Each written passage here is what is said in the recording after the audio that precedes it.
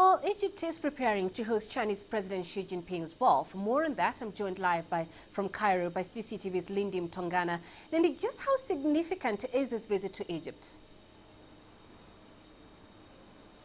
Well, Panina, of course, as you'll recall, the 25th of January will be the anniversary of the revolution that ousted Hosni Mubarak.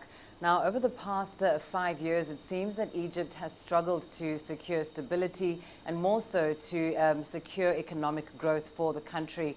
Many complain that tourism has fallen, that jobs are scarce, and even just a few days we've been here in the streets of Cairo, one can sense that there is a need for something better.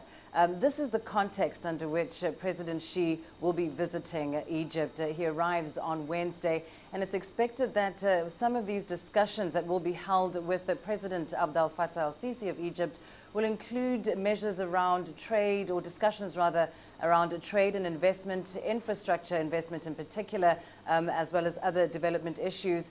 We know, of course, the discussions around the Suez Canal and China's ambitious Silk Road initiative will be a key part of these talks. And it is hoped, of course, that these talks will overall help boost Egypt's economy.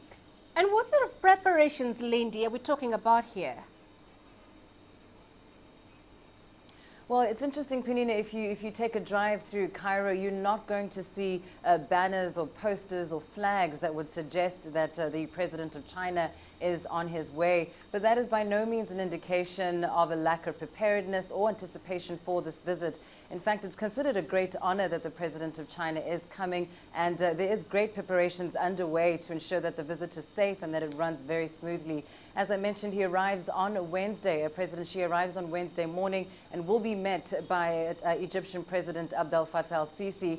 It's expected they'll move towards the presidential palace, which is close to the airport in the east of the city. Already there, tight security to ensure that nothing goes wrong. We understand then the following day, President Xi will be coming towards the center of Cairo to visit the Arab League, which is close to Tahrir Square. Roads will be closed off in the center of Cairo accordingly, and again, tight security in the area. He then goes to Luxor, we understand, a town just 600 kilometers south of Cairo, and there we understand a big police presence has been put in place to ensure that his stay is safe. President Xi then departs on Friday. And apart from meeting with Egyptian government officials, Lindy, of course, you've mentioned the Arab League there. So the question is, will he be speaking to members of that league, the Arab League as well? And if so, what can we expect from that?